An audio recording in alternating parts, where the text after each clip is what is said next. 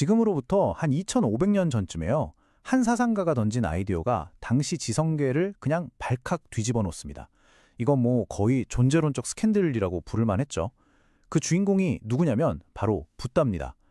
그가 말한 현실과 나의 진짜 모습은요, 우리가 지금껏 당연하게 믿어왔던 모든 것들을 의심하게 만들거든요.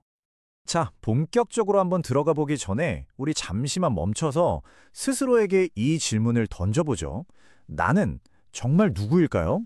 되게 단순한 질문 같잖아요. 그런데 이 질문에 대한 붓다의 대답이 바로 모든 스캔들의 시작점이었습니다. 첫 번째 스캔들은 스케일이 엄청 큽니다. 바로 우주 그 자체에 관한 거거든요. 붓다는 이렇게 말해요. 이 세상은 독립된 것들이 그냥 모여있는 게 아니다. 모든 것이 서로 얽히고 설킨 거대한 관계의 그물 같은 거다. 그러니까 이 세상의 그 어떤 것도 혼자서는 존재할 수 없다는 거죠. 이 생각의 바로 한가운데에 연기라는 개념이 있어요. 한자 그대로 풀면 인연에 따라 일어난다는 뜻인데요. 붓다는 이걸 그냥 하나의 좋은 말이 아니라 우주 전체를 관통하는 단 하나의 절대적인 법칙이라고 본 거예요. 붓다의 이 말이 연기 사상의 핵심을 딱 보여주죠. 세상의 그 어떤 것도 혼자서 또 우연히 일어나는 법은 없다는 겁니다. 모든 존재, 모든 사건은 다 끝없는 원인과 조건들이 얽혀서 만들어진 결과물이라는 거예요.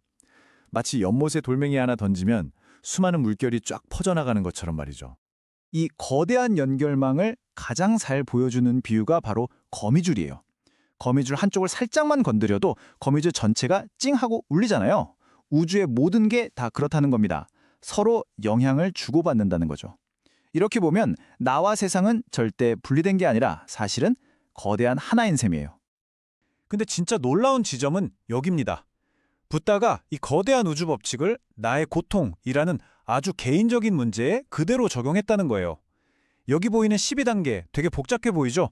이게 바로 고통이 어떻게 시작돼서 어떻게 굴러가는지를 분석한 일종의 마음의 인과관계 지도 같은 겁니다.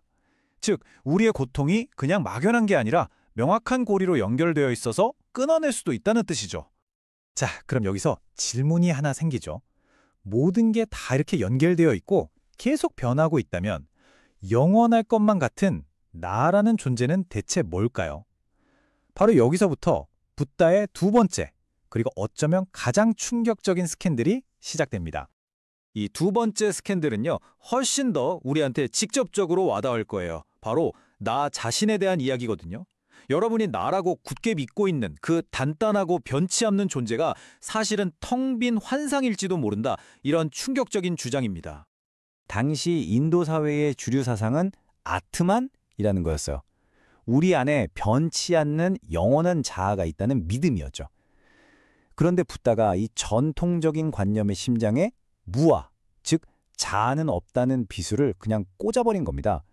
그야말로 혁명적인 선언이었어요. 이 무아 사상은요, 우리가 가진 가장 근본적인 믿음에 정면으로 도전하는 거예요. 내 안에 어떤 고정불변의 핵심, 그러니까 진짜 나라고 부를 만한 건 없다는 선언이니까요. 아니, 나가 없다면 지금 생각하고 느끼는 이건 대체 뭐냐고요? 붓다는 나를 어떤 단단한 실체가 아니라 5가지 요소들이 잠깐 모였다가 흩어지기를 반복하는 하나의 흐름 또는 과정으로 봤습니다. 그 흐름을 구성하는 게 바로 이 오온이라는 5가지 묶음입니다. 우리의 몸, 그리고 우리가 느끼는 감정, 또 떠오르는 생각, 뭔가를 하려는 의지, 그리고 이 모든 걸 알아차리는 의식. 나는 이 5가지 재료가 매 순간 어떻게 조합되느냐에 따라 나타나는 일시적인 현상일 뿐이라는 거죠. 이 모든 걸 뒤에서 조종하는 숨겨진 주인공 같은 건 없다는 뜻입니다. 자, 이런 급진적인 아이디어가 그냥 철학자들끼리의 말싸움에서 그쳤을까요? 절대 아니죠. 붓다의 이 스캔들은 당시 인도 사회의 낡은 질서 전체를 뒤흔드는 거대한 혁명의 불씨가 됩니다. 당시 사회를 지배하던 브라만교의 세계관과 붓다의 사상이 어떻게 정면으로 충돌했는지 한번 보세요. 영원한 자아, 고정된 신분, 불변의 본질을 믿었던 낡은 질서의 붓다는 자아는 없다, 모두가 평등하다, 모든 것은 변한다는 새로운 생각으로 정면 승부를 건 겁니다. 정말 단 하나의 아이디어였어요. 고정된 자아는 없다는 이 생각 하나가 어떤 의미를 가졌을까요? 태어날 때부터 정해진 나라는 게 없다면 태어날 때부터 정해진 신분이라는 것도 당연히 있을 수 없게 되잖아요. 이것은 정말 견고했던 카스트 제도의 근간을 뿌리채 흔드는 가장 조용하지만 가장 강력한 혁명이었습니다. 이렇게 모든 걸 해체한다고 하니까 좀 파괴적으로 들릴 수도 있겠네요. 하지만 정말 역설적이게도 붓다는 바로 이 해체를 통해서 진짜 자유를 얻을 수 있다고 말합니다. 아니, 나를 해체하는 게 어떻게 우리를 자유롭게 만들 수 있을까요? 핵심은 바로 이겁니다. 우리의 모든 고통은 나라는 착각에서 시작된다는 거예요. 생각해보세요. 우리는 있지도 않은 나라는 실체를 지키려고 평생을 애쓰잖아요. 내가 상처받을까봐, 내 평판이 깎일까봐, 내 것을 잃어버릴까봐 늘 전전긍긍하죠. 바로 그 나에 대한 집착이 고통의 진짜 원인이라는 겁니다. 고통의 근원을 계속 파고 들어가면 결국 뭐가 나올까요? 결국에는 분리되고 독립된 나라는 게 존재한다는 이 거대한 환상이에요. 이 착각이 나의 것에 대한 집착을 낳고 그게 또 상실에 대한 두려움을 키우면서 우리의 삶을 고통으로 가득 채우는 거죠. 그렇다면 해방으로 가는 길은 아주 명확해집니다. 나라는 환상을 단단하게 붙잡으면 붙잡을수록 고통은 커질 수밖에 없어요. 반대로 나라는 게 고정된 실체가 아니라는 걸 깨닫는 순간 우리를 꽁꽁 묶고 있던 그 집착의 사슬이 스르륵 끊어지기 시작하는 겁니다. 마지막으로 이 질문을 한번 던져보고 싶습니다. 만약 여러분이 고정된 사물이나 명사가 아니라 매 순간 새롭게 흐르는 과정이자 동사라면 여러분의 삶에는 과연 무엇이 가능해질까요? 어쩌면 붓다가 일으킨 가장 위대한 스캔들은 우리에게 바로 이 무한한 가능성을 선물한 게 아닐까요? 여러분, 불교의 역사에 그야말로 세상을 뒤집어 놓은 아주 충격적인 스캔들이 있었다면 어떠실 것 같으세요? 오늘은 불교를 완전히 새롭게 탄생시킨 한 급진적인 운동, 바로 이 대승불교가 어떻게 시작됐는지 그 숨겨진 이야기를 한번 제대로 파헤쳐 보겠습니다. 자, 이 질문에서 모든 이야기가 시작됩니다. 뭔가 좀 이상하죠? 상식에 어긋나는 것처럼 들리는 바로 이 생각. 이게 바로 우리가 오늘 이야기할 거대한 혁명의 심장입니다. 오늘 우리는 이 스캔들이 어떻게 전개됐는지를 순서대로 따라가 볼 겁니다. 먼저 기존의 질서는 어땠는지 보고요. 그 다음에 판을 뒤엎은 세 가지 결정적인 스캔들을 차례로 살펴볼 겁니다. 그리고 마지막으로 이 모든 게 오늘날 우리에게 어떤 의미가 있는지까지 짚어보겠습니다. 자, 첫 번째 순서입니다. 혁명이 일어나기 전의 세상은 어땠을까요? 당시 불교는요, 아주 소수의 선택받은 사람들만을 위한 지극히 개인적인 깨달음의 길에 집중하고 있었습니다. 당시의 불교는 나중에 소승불교, 그러니까 작은 수레라는 이름으로 불리게 되는데요. 핵심은 아주 명확했어요. 바로 나의 해탈, 오직 나 자신의 괴로움에서 벗어나는 거였죠.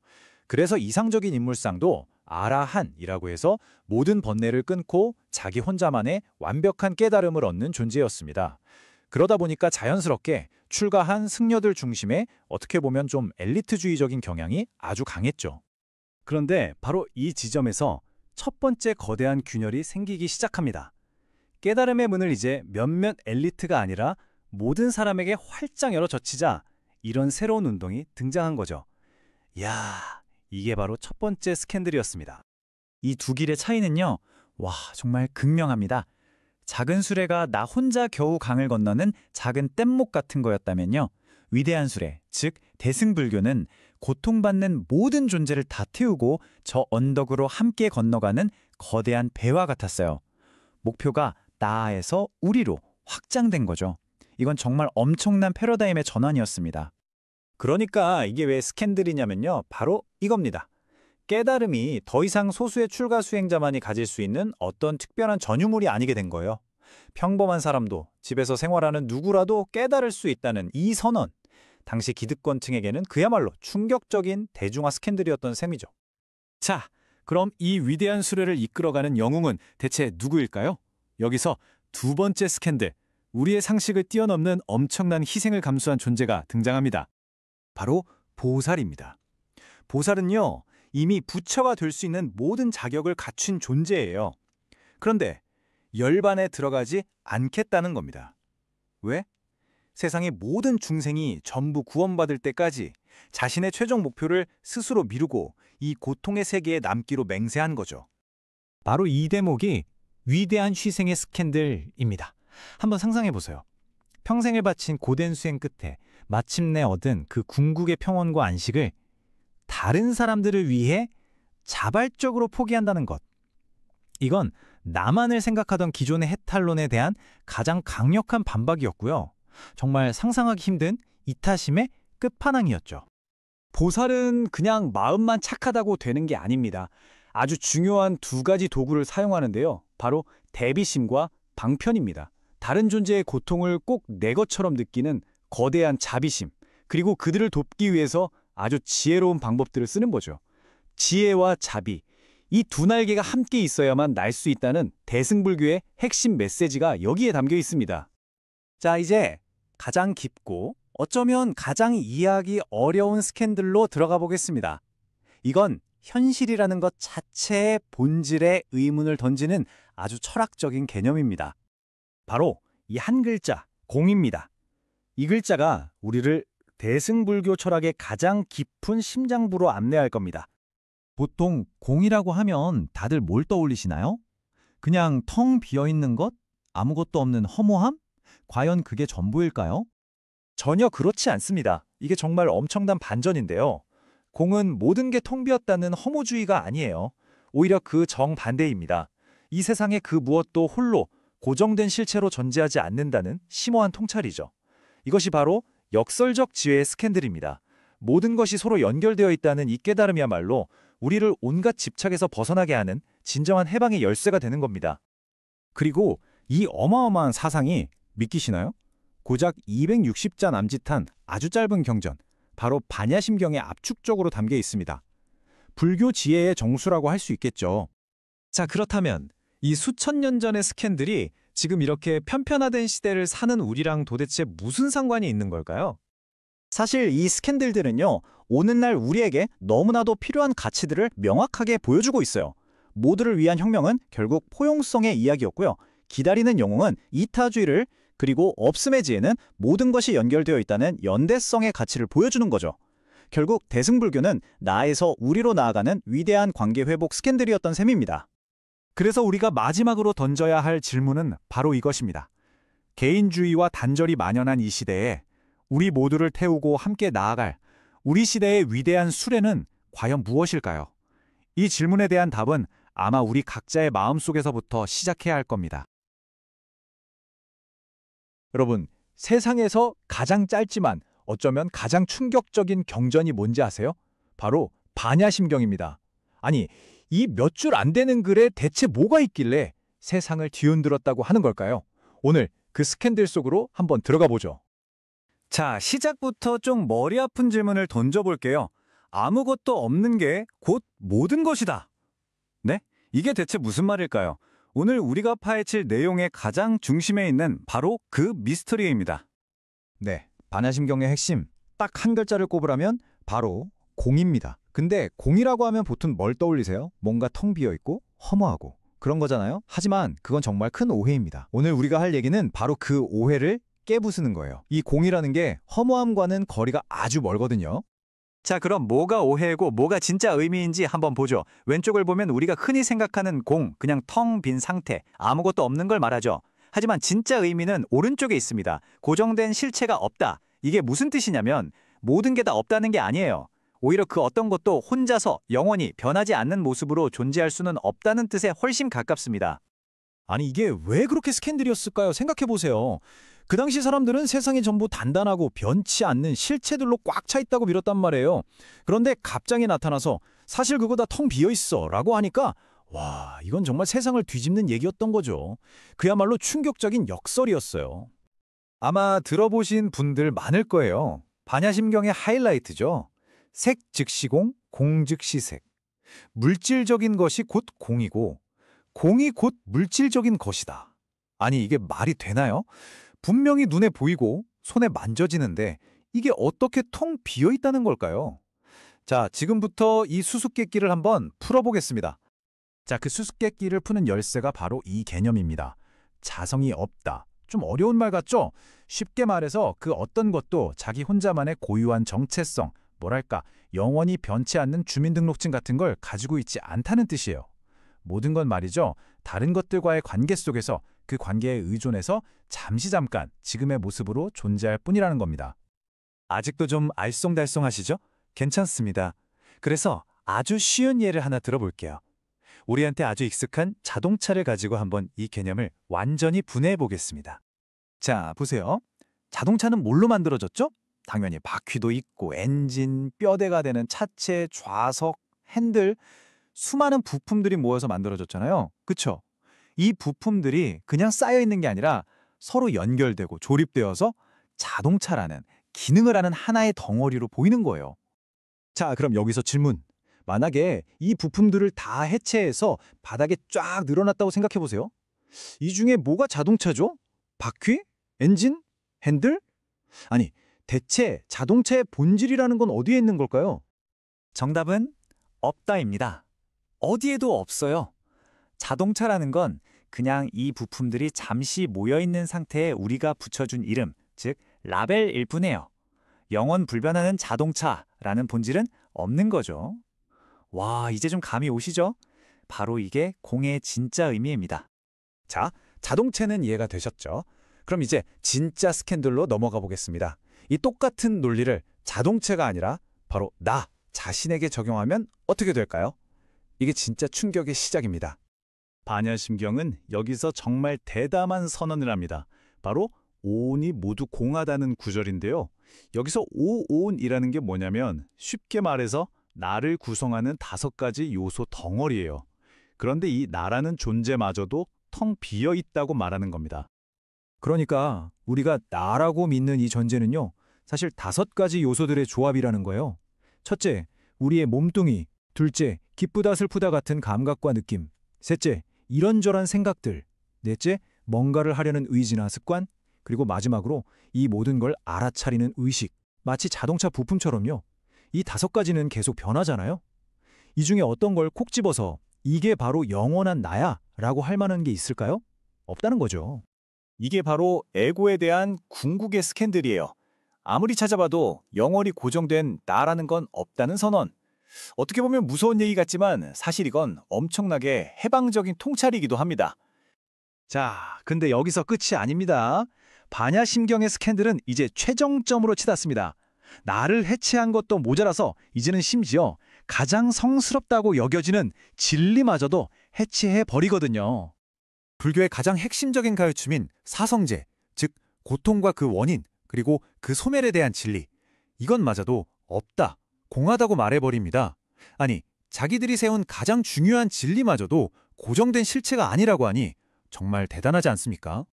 아니, 왜 이런 말까지 하는 걸까요? 그 가르침이 틀렸다는 게 절대 아닙니다. 이건 마치 강을 건너기 위해 필요한 뗏목과 같다는 거예요. 여러분, 뗏목은 강을 건너는데 꼭 필요하죠.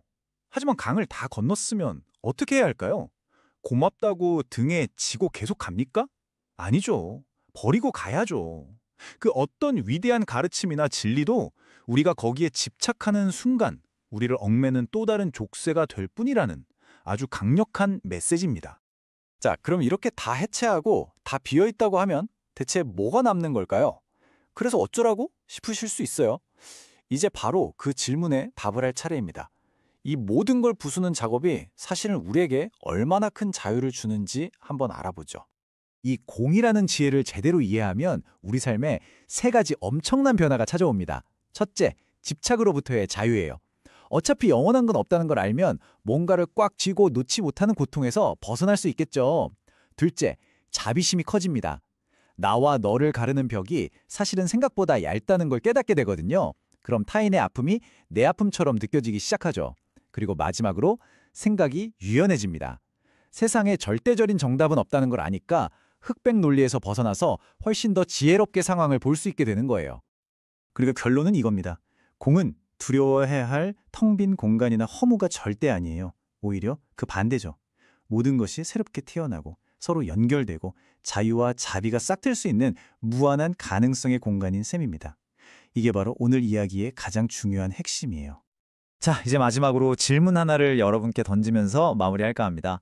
모든 것이 이렇게 서로 연결되어 있고 또 영원하지 않다면 지금 여러분이 이것만은 절대 못 나! 하고 그토록 꽉 붙들고 있는 것은 무엇인가요? 그리고 그것을 살짝 내려놓는다면 어떤 자유가 찾아올까요? 한 번쯤 깊게 생각해 보시면 좋겠습니다. 안녕하세요. 오늘은요, 아주 위대한 논쟁과 또 그걸 풀어낸 정말 독창적인 해법으로 가득 찬 한국 불교의 세계로 한번 들어가 보려고 합니다. 이게 그냥 단순한 종교 이야기 뭐 그런 게 아니고요. 서로 막 부딪히던 생각들이 어떻게 하나의 정말 멋진 길을 만들어냈는지 그 지적인 여정을 같이 한번 따라가 보는 거죠. 자, 이런 질문 한번 드려볼게요. 어떻게 해야 진정한 깨달음을 얻을 수 있을까요? 우리가 보통 책으로 배우는 지식이 있고 또 직접 몸으로 부딪히면서 얻는 경험이 있잖아요. 이 두 중에 어느 쪽이 진짜 아는 것이라고 할 수 있을까요? 사실 이건 수천 년이나 된 질문인데 바로 오늘 우리가 파고들 한국 불교 사상의 핵심을 꿰뚫는 가장 중요한 질문이기도 합니다. 자, 그럼 본격적으로 한번 시작해 볼까요? 한국 불교를 정말 특별하게 만드는 그 힘이 뭐냐? 바로 통합의 정신이라고 할 수 있습니다. 이게 뭐냐면요. 서로 막 싸우는 것처럼 보이는 전혀 다른 두 개의 길을 어떻게든 하나로 묶어내려는 아주 강력한 힘을 말하는 거예요. 이 정신을 딱 네 글자로 보여주는 말이 바로 선교일치입니다. 선은 명상, 그리고 교는 교리. 그러니까 공부라고 생각하면 아주 쉬워요. 재밌는 건 한국 불교는 이 둘 중에 하나만 고르지 않았다는 거예요. 둘 다 끌어안고 합치는 길을 택한 거죠. 앞으로 우리가 보게 될 모든 논쟁이요. 사실은 바로 여기서 시작해서 결국엔 여기로 다시 돌아오게 될 겁니다. 정말 중요한 개념이죠. 자, 그럼 첫 번째 거대한 논쟁으로 한번 가보겠습니다. 이 논쟁은요. 그냥 작은 다툼이 아니라 동아시아 불교 전체의 판도를 완전히 바꿔버린 정말 어마어마한 사건이었어요. 여기서 정말 재미있는 게 바로 수레라는 비유인데요. 당시에 새로운 불교 운동이 등장하면서 스스로를 대승, 그러니까 큰 수레라고 불렀던 거예요. 와, 이름부터 스케일이 다르지 않나요? 나 혼자 가는 게 아니라 이 수레에 모든 사람을 다 태우고 가겠다. 뭐 이런 엄청난 포부가 담겨 있었던 거죠. 그런데 말이죠. 이게 그냥 우아한 철학 논쟁이 아니었어요. 거의 뭐 정체성을 건 싸움이었죠. 스스로를 큰 수레라고 부르면서 기존의 전통을 향해서는 너희는 작은 수레, 즉 소승이라고 콕 집어서 불러버린 겁니다. 당신들 길은 너무 좁아 하고 딱 선언해버린 거죠. 바로 이 지점에서 불교의 거대한 분열이 시작됩니다. 핵심은 바로 이겁니다. 두 전통이 추구하는 이상적인 인간상, 롤모델이 완전히 달랐다는 거예요. 소승의 목표가 아라한, 그러니까 나 자신의 완성이었다면 대승의 목표는 보살이었어요. 이 보살이라는 존재는요, 이미 깨달을 수 있는 능력이 충분한데도 다른 모든 존재들을 돕기 위해서 기꺼이 이 고통의 세계에 남는 사람을 말해요. 자, 어때요? 모두를 구하느냐, 아니면 나부터 구하느냐, 이건 정말 근본적인 차이죠. 보시면 차이가 정말 극명하죠? 이상적인 목표부터 시작해서 깨달은 존재가 다시 태어날 수 있느냐 없느냐 하는 관점까지 모든 게 달랐습니다. 그리고 정말 흥미로운 건 지도를 펼쳐보면 이 두 개의 길이 서로 다른 지역으로 뻗어나갔다는 사실이에요. 그리고 우리가 사는 이 한반도, 한국이 선택한 길은 바로 모두를 구원하겠다는 큰 수레, 대승의 길이었던 겁니다. 자, 이제 무대를 한국으로 옮겨와 보겠습니다. 이 대승이라는 큰 틀 안에서 이번엔 한국 불교를 거의 둘로 쪼개버릴 뻔한 또 다른 엄청난 논쟁이 있었어요. 그건 바로 어떻게 깨달을 것이냐, 그 방법에 대한 아주 치열한 대립이었습니다. 한쪽에는 교종이 있었습니다. 말 그대로 가르침의 종파인데요. 이들은 방대한 경전을 아주 열심히 공부해야만 깨달음을 얻을 수 있다고 믿었어요. 뭐랄까, 일종의 학구파, 엘리트 코스라고 할 수 있죠. 그래서 주로 왕실이나 귀족 같은 지배층의 지지를 받았습니다. 그리고 바로 그 반대편에 선종이 있었습니다. 이들은 아주 도발적인 선언을 하죠. 진짜 깨달음은 책 속에 있는 게 아니다. 복잡한 교리 다 필요 없고 오직 명상을 통해서 내 안에 있는 부처의 성품을 단박에 깨쳐야 한다고 주장했어요. 당연히 기존 질서에 도전하던 지방 세력이나 일반 민중들한테서 폭발적인 호응을 얻게 됩니다. 이 대결구도 정말 흥미롭지 않나요? 이건 그냥 수행 방법을 두고 벌인 논쟁, 그 이상이었어요. 당시 사회의 계급 갈등이 여기에 그대로 녹아들어 있었던 거죠. 기존의 기득권이었던 교종과 새로운 신흥 세력이었던 선종이 정면으로 꽝 하고 부딪힌 겁니다. 차근차근 공부할 거냐, 단박에 깨달을 거냐. 두 거대한 흐름이 정말 팽팽하게 맞서고 있었던 거죠. 자, 이렇게 팽팽한 대립 속에서 한국 불교는 정말 누구도 생각하지 못했던 아주 기가 막힌 해법을 내놓습니다. 완전히 갈라져 버린 이 두 개의 길을 하나로 합쳐버리는 놀랍도록 창의적인 통합의 길을 제시한 거죠. 물론 이런 시도가 아예 처음은 아니었어요. 그전에도 신라의 원효 같은 위대한 사상가들이 통합의 씨앗을 뿌려놓긴 했죠. 하지만 이 선과 교의 첨예한 대립을 정말 완벽하게 하나로 묶어서 한국 불교의 새로운 스탠다드를 만든 인물, 그 사람이 바로 고려시대의 승려 진울이었습니다. 진울의 해법은 도노점수라는 이 네 글자에 전부 담겨 있습니다. 그리고 바로 이 부분이 정말 천재적입니다. 그는 먼저 선종의 손을 들어줘요. 도노, 즉 단박의 깨달음, 그거 맞다, 인정합니다. 깨달음은 불꽃처럼 한순간에 오는 게 맞다고요. 하지만 여기서 끝나지 않아요. 그 뒤에는 반드시 교종이 그토록 강조했던 점수, 즉 꾸준한 수행과 공부가 따라와야만 한다고 본 겁니다. 바로 이게 이 해법의 핵심이에요. 선과 교는 둘 중에 하나를 선택해야 하는 경쟁 상대가 아니라 하나의 길에서 거쳐가야 할 순서라는 거죠. 단박에 깨닫는 것은 고린 지점이 아니라 오히려 진짜 수행을 시작하는 출발선에 서는 거라는 겁니다. 와, 이걸로 이론과 실천, 이 두 거대한 흐름이 마침내 하나로 합쳐지게 된 거죠. 그렇다면 이 통합의 길이 도대체 왜 그렇게 중요했을까요? 어떻게 수백 년 동안이나 한국 불교의 중심을 굳건히 지킬 수 있었을까요? 바로 이 통합의 길 덕분에 한국 불교는 한쪽으로만 치우치는 위험을 피할 수 있었어요. 머리로만 아는 공허한 학문이 되지도 않았고 또 근거도 없이 신비주의에만 빠지지도 않았던 거죠. 번쩍이는 통찰과 꾸준한 훈련, 이 둘의 완벽한 균형을 딱 잡았기 때문에 소수의 엘리트를 넘어서 모든 사람들의 삶 속에 깊이 스며들 수 있었던 겁니다. 한국 불교가 이 거대한 논쟁들을 통합해온 길 어떠셨나요? 흥미로우셨나요? 순간에 번뜩이는 깨달음과 지루할 만큼 꾸준한 실천의 만남. 어쩌면 이건 그냥 오래된 종교 철학 이야기가 아닐지도 모르겠습니다. 지금 무언가를 배우고 성장하고 있는 바로 여러분의 삶은 어떤가요? 어쩌면 우리 안에도 이 두 가지 길이 언제나 함께 있는 건 아닐까요? 한 번쯤 생각해 보시면 좋겠습니다.